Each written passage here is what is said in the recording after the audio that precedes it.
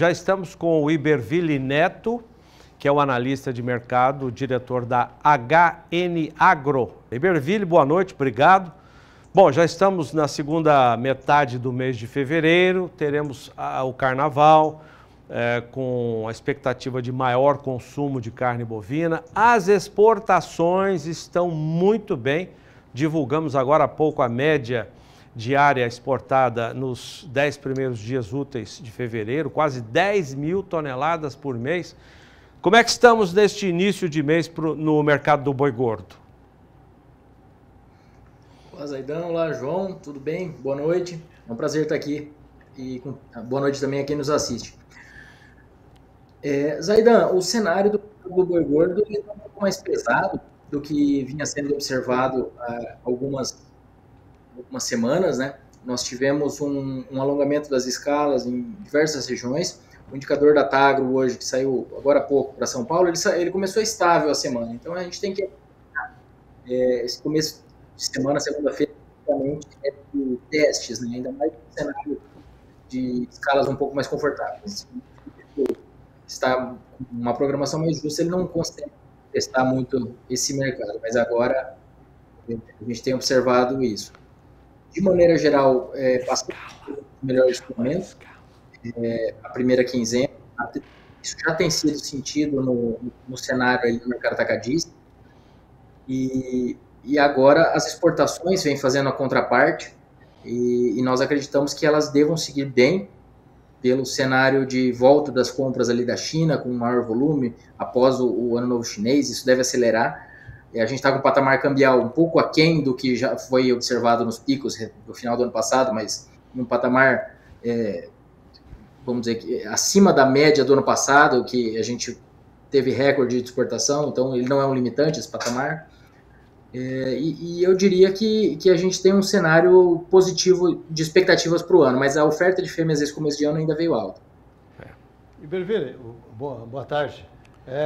Hoje nós divulgamos os dados, esses 10 dias úteis de fevereiro da MDIC. Chama a atenção o aumento muito grande nas exportações de carnes. Você teve 6% acima da carne bovina, teve 33% em cima do frango e 22% em cima da carne suína. O mercado mundial de carne está aquecido? Está demandando muito nesse momento ou não? O cenário, a gente pode dizer que sim. Quando a gente fala das exportações para os Estados Unidos, a gente teve um volume ali 16, 18 mil toneladas em janeiro. Quando a gente pega o que foi internalizado agora em janeiro, até o dia 17, a gente tem o fechamento daquelas 65 mil toneladas. Então, a gente tem um cenário positivo, que pode dizer que o mercado internacional está crescido, sim. A gente tem os Estados Unidos com preços em alta, expectativa de redução de 4% da produção de carne bovina do país esse ano. Então, não é esse ano ainda que eles vão ter uma folga do ponto de vista de disponibilidade. Eles ainda estão no processo de retenção de fêmeas. Nós ainda estamos aguardando o início desse processo e eles já estão nesse processo há algum tempo, né? Então, eles estão um pouco à frente, pensando aí no ciclo pecuário em relação ao que a gente tem no Brasil hoje. Vamos ver os números do indicador da Tagro, que você citou agora há pouco. As escalas de abate, vamos ver como é que elas estão. Ainda, olha, segunda-feira, 17 de fevereiro, portanto elas já estão atualizadas aqui.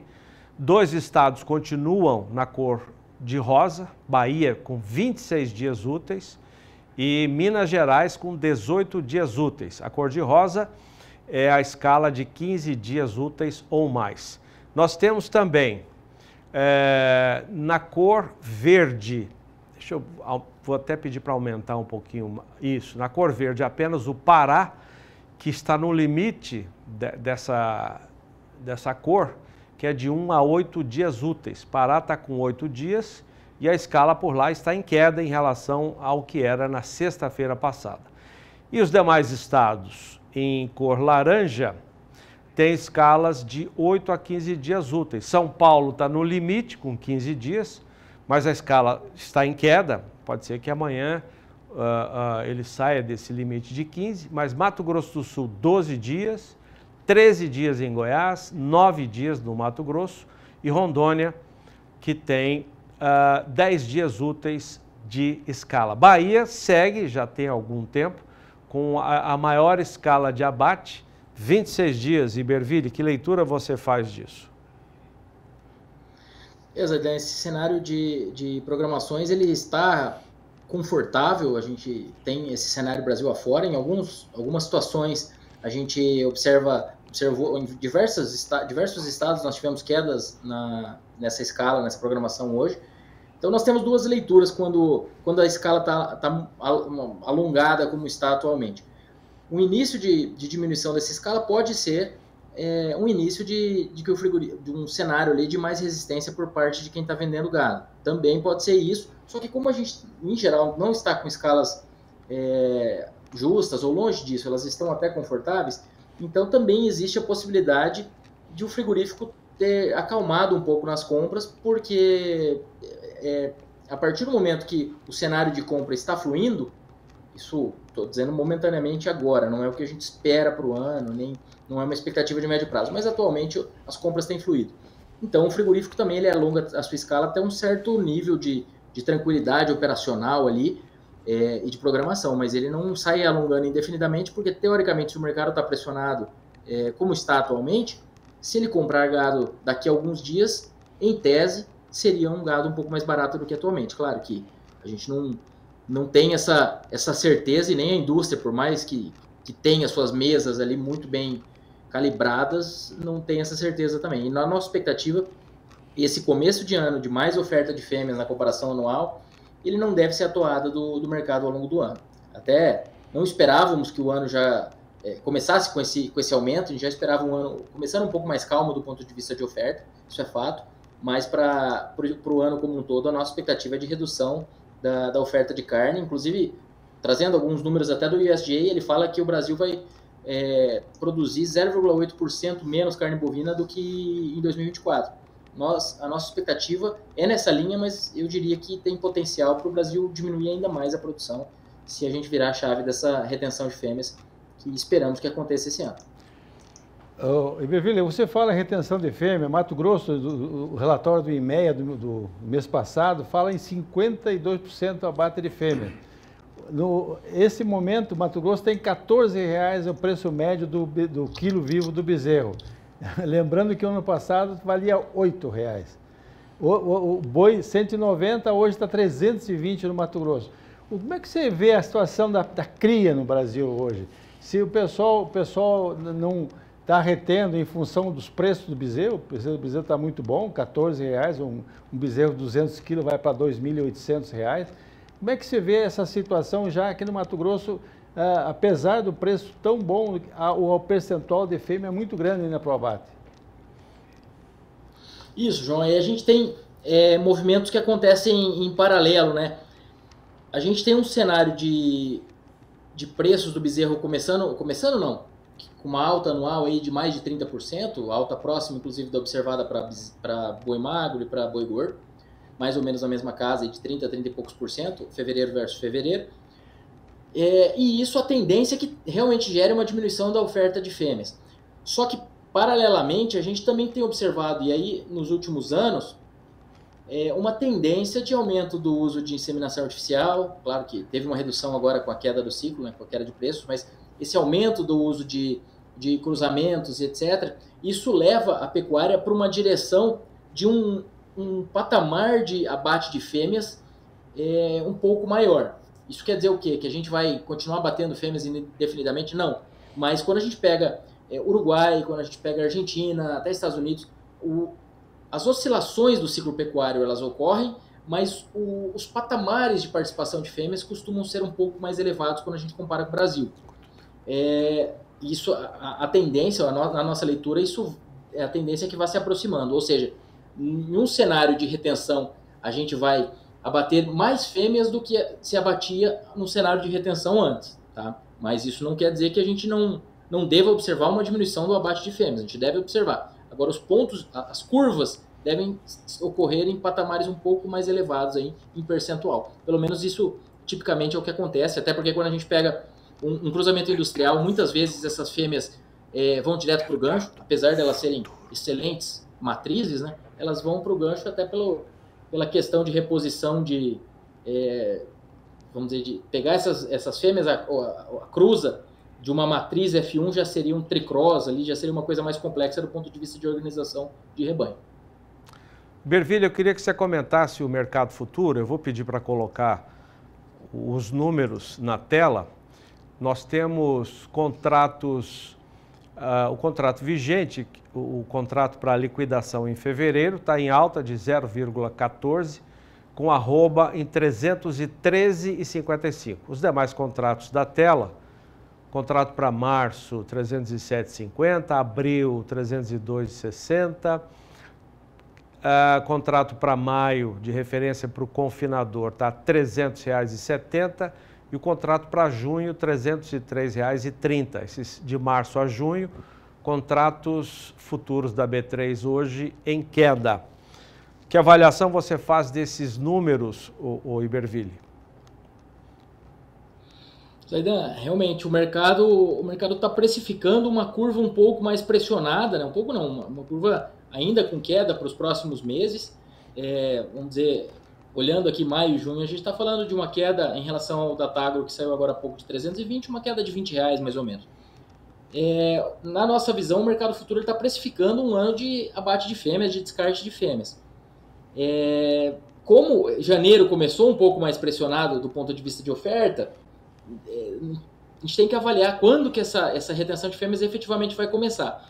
Mas se a gente pegar um histórico aqui de anos de retenção e anos de descarte, a gente até está com os números aqui na manga, nós fizemos um estudo partindo dos preços de janeiro e evoluindo eles com base na média do que aconteceu entre 2014 e 2024. Deixa eu só explicar um pouquinho mais aqui que eu acho que vale a pena.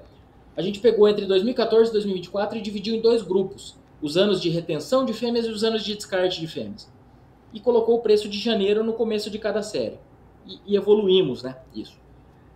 Se a gente tivesse um ano agora de descarte de fêmeas, se viesse confirmar, para maio, uma referência dentro da média histórica seria 303, muito perto do que está acontecendo no mercado futuro.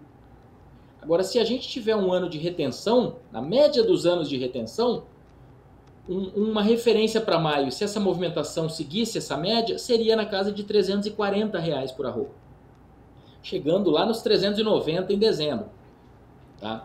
A referência para dezembro do ano de descarte seria 326. O que eu quero dizer com isso? Eu quero dizer que o mercado futuro, na nossa visão, ele está precificando um ano de descarte de fêmeas, mais um ano de oferta pesada de fêmeas. Na nossa visão, esse mercado está pessimista. Tá? Agora, esse curto prazo, realmente, ele está um pouco ingrato de ser analisado, porque o curto prazo ele já veio com um janeiro mais pesado de oferta de fêmeas. A gente tem que acompanhar quando que essa chave vira. Eu diria, mas lá mais para o segundo semestre, sem bola de cristal, mas eu diria que esse mercado futuro está um pouco pessimista demais na nossa expectativa. Nós matamos o ano passado 40 milhões de cabeças no Brasil, pelo menos com a inspeção federal, tal, municipal, e também se aproxima muito o número do abate com o número de couros comercializados, que é um bom sinal. Como é que você vê esse ano? Será que nós vamos ter uma produção de bezerros para suprir esse volume de abate, já que a cria no Brasil, normalmente ela está na situação de pastagens piores. Você teve uma seca violenta aqui no Centro-Oeste, você chegou com os pastos rapados em setembro, esse animal estava completando a gestação com dificuldades, houve perdas de animais, de fêmeas, de bezerro. Como é que você vê? A estação de monta atrasou também, porque esse animal não tinha score corporal para enxertar a partir de outubro. Como é que você vê a situação da oferta de animais de reposição nos próximos 2 anos, esse ano e no próximo ano? João, nossa expectativa é de oferta decrescente de reposição. Se a gente pegar o início da curva de aumento do abate de fêmeas, o primeiro ano que a gente teve aumento de abate de fêmeas foi 2022. Depois 2023, 2024 vieram na sequência. 2025, na nossa visão, vai ter uma diminuição, apesar desse janeiro mais pressionado e fevereiro indo na mesma toada, do ponto de vista de oferta. Então, se a gente pegar aquela fêmea que foi para o gancho em 2022, ela não produziu, obviamente, bezerro de 23 que foi desmamado em 24. Então, esse bezerro não nasceu em 23 e não foi desmamado em 24. A fêmea da estação de monta de 23, que foi aquela estação de monta que aconteceu logo depois daquele agosto de preços derretendo, que parecia que a pecuária ia acabar.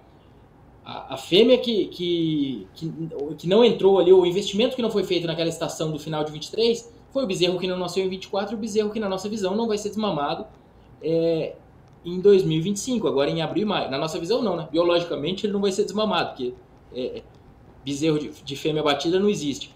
Então, a nossa expectativa é de uma oferta menor para 2025 e os bezerros da estação 24 serão os bezerros desmamados em 26. Então, nós não acreditamos que esse movimento, na nossa visão, está no início de retenção, de diminuição de oferta de bezerros, consequentemente, evolução de preços do bezerro, um aperto na relação de troca. A relação de troca ela até deu uma apertada no começo do ano passado, porque o boi cedeu e o bezerro trabalhou mais firme, mas depois, quando a gente pega um acumulado de 12 meses, a relação de troca deu até uma folga nesses últimos meses. Na nossa visão, isso ainda é uma oportunidade de compra de reposição, pensando em médio prazo. Tá? Eu não estou falando aqui que qualquer preço de reposição serve, mas em termos de movimentos históricos, a nossa expectativa é que a reposição aperte e incomode mais para quem tem que fazer troca nos próximos anos aí. Então a gente tipicamente observa isso em anos de alta, na fase de alta do ciclo, que é uma reposição mais escassa, deixando a relação de troca um pouco mais justa. Bervilli, vamos falar de consumo. Semana passada a HN divulgou um estudo sobre a competitividade entre as carnes bovina, suína e de frango. Agora a gente tem a informação de que no mercado atacadista a cotação da carcaça tem caído. E o preço da carne nos açougues e supermercados também, a informação que a gente tem é que esse preço da carne tem caído. Expectativa em função disso, desse cenário, é de aumento de consumo, estamos às vésperas do carnaval também, o que auxilia um pouco? Zaidan, a gente tem os momentos ali de melhoria de escoamento devido à renda, a questão... Renda que eu digo é sazonalidade de renda, né? A gente tem um momento de economia de muita cautela aí pelo o que vem pela frente, cautela para não dizer um pouco de pessimismo, mas na nossa visão, o cenário de consumo agora, pensando em carnaval, ele deve colaborar um pouco, depois a gente já vem com outras datas aí ao longo do ano. Agora, quando a gente fala de consumo estrutural ao longo do ano, a nossa expectativa é de um consumo menor esse ano, tá? Com preços maiores. Isso na média. Quando a gente fala agora essa retração que houve recentemente, realmente aconteceu para as diversas proteínas até, isso acontece porque a gente vem de um período mais puxado de escoamento, final de ano, contratações temporárias, 13º, em janeiro a gente tem aquele baque, né, de retração da disponibilidade de renda com a população. Então isso gera uma diminuição de preços, diminuição de poder de compra, etc. Agora, para o ano, estruturalmente, a nossa expectativa se baseia no quê? Que a gente deve ter um ano de oferta um pouco menor do que no ano passado, devido, na nossa expectativa, à retenção de fêmeas. Essa oferta um pouco menor, ela não vai gerar um abate enxuto, a gente ainda está falando de um nível elevado de abate, mas um pouco menor. Paralelamente, o USDA projeta um aumento de 0,7% para as nossas exportações, a gente acredita que seja daí para fora. Isso sem contar Japão na jogada ainda, né? Considerando o que a gente tem hoje na mesa. Isso, ou seja, produzindo um pouco menos, exportando um pouco mais, a gente fica com menos carne disponível no mercado doméstico. Consequentemente, a gente precisa escoar para uma parcela menor de pessoas. Então, menos pessoas precisam estar aptas a pagar um pouco mais pela carne. Por isso que o preço sobe, mesmo em um cenário desafiador, para não dizer ruim, de renda, o cenário econômico indo na direção de uma economia mais fraca. Então, a nossa expectativa é que para 2025 e para 2026 a gente não tenha muita folga aí em preços médios para a carne bovina, o consumo deve diminuir por menor disponibilidade, é a nossa leitura. Inclusive, essa promessa para a próxima eleição vai ter que ser outra, porque a picanha não vai funcionar. Nós falamos muito em procurar novos mercados. Nós temos 2 grandes mercados que faz tempo que o Brasil está trabalhando para consegui-los, Japão e Coreia do Sul. Você que vê esse ano que esses dois países vão abrir para o espaço, vão habilitar novos frigoríficos aqui no Brasil para nós chegar, porque eles normalmente pagam um preço melhor pela carne bovina que eles importam. Até ajudaria a melhorar o preço médio na exportação nossa, Iberville? Sim, sim. A dúvida, João, vamos dizer, como que seria esse primeiro movimento? A partir da abertura de mercado, quanto de carne nesse primeiro momento ia ser enviada para esses destinos? Se eles trabalhariam mais dando uma tateada no mercado, ou se seriam compradores mais ávidos, como a China foi ali depois do surto de peste suína africana e se manteve nessa toada, né? Como uma referência, eu estou com uma colinha aqui dos dados de Japão e de Coreia do Sul.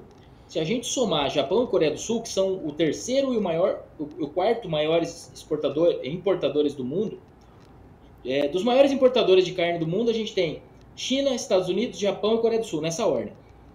Se a gente somar Japão e Coreia do Sul, eles compram, a projeção agora para esse ano é de 1,3 milhão de toneladas equivalente carcaça. A China deve comprar 3,9. Então, Japão e Coreia do Sul juntos, eles representam 1/3 do que a China importa. É que China é um absurdo de população, de economia, etc. Mas é muita carne que esses países importam. E o Japão está com um cenário de inflação incomodando. Se a gente pegar a carne importada em Tóquio, terminando agora em dezembro, ela subiu 12%. A inflação geral do país foi 3%, já é alta para o Japão. Então, eles estão com essa pedra no sapato lá. O Brasil evoluindo no status contra a febre aftosa e sem vacinação. Agora o reconhecimento internacional deve vir nos próximos meses. A tendência é que a gente tenha alguma notícia positiva, assim. Pelo menos a nossa expectativa vai nessa linha. A gente não está nem considerando isso nas nossas expectativas, pensando em mercado, que eu comentei até um pouquinho do mercado futuro, que isso aí, na verdade, seria um tempero a mais para essa precificação. Mas, na nossa leitura, isso se soma. Não dá para a gente contar antes da confirmação, mas eu acho que tem potencial para, pelo menos, Japão. O Japão está um pouco mais encaminhado nessa tratativa. A carne produzida no Brasil, no sistema de pastagem, ela agradaria aos japoneses que, historicamente, preferem, pelo menos é a informação que a gente tem, preferem a carne com mais gordura entremeada. Seria a carne brasileira boa para o consumo do japonês? Essa é uma pergunta interessante. A gente tem que acompanhar exatamente, da mesma forma que a nossa carne chega nos Estados Unidos e ela vai para alguns nichos ali, mais para industrialização, mais para essa parte, e acaba tendo uma grande demanda, apesar de não ser a carne classicamente demandada pelo americano. Eu acredito que no Japão haja espaço para a nossa carne chegar lá em um volume que ajude o mercado aqui, mesmo nessa situação. Quando a gente pega Japão e Coreia do Sul hoje, os principais fornecedores de carne para eles, os dois, são Austrália e Estados Unidos. E os Estados Unidos estão com a arroba nas alturas, e a Austrália, ela também fornece carne para os Estados Unidos. Então, o japonês, ele olha hoje o mercado, ele olha os dois principais fornecedores deles. Um está com a arroba acima de $100. O outro tem um rebanho menor do que o de Mato Grosso, faz muito bem uma pecuária lá dentro da sua realidade, mas tem um rebanho menor que o de Mato Grosso e fornece para esse outro país que está com a arroba nas alturas e tem um baita poder de compra. Então, realmente, se eu fosse estrategista ali do Ministério da Agricultura japonês, eu ia olhar com bastante carinho para abrir mercado para nossa carne. Bom, com todo esse cenário, esse 2025 vai ser um ano de aumentar o peso médio dos animais abatidos, não? Já que o preço da reposição está alto, o confinador, ou mesmo quem fizer a terminação intensiva a pasto, ou mesmo o criador de pasto, ele vai procurar botar um boi de 25, uma vaca de 18, 19 arroba, não mais aqueles pesos que nós tínhamos anteriormente. João, uma arroba de um boi mais de 25, aí eu acho que é um pouco, vamos dizer, talvez seja mais em uma situação mais específica, né? Claro que existe isso até em outros países, é muito perto da média, 23 arrobas ali nos Estados Unidos. Inclusive, em Aracaju, eu tive fazendo uma palestra lá, o pessoal estava me contando que o pessoal compra bois de 18, 19 arrobas para levar até 23, 24 arrobas mesmo. São regionalidades desse Brasilzão nosso, né?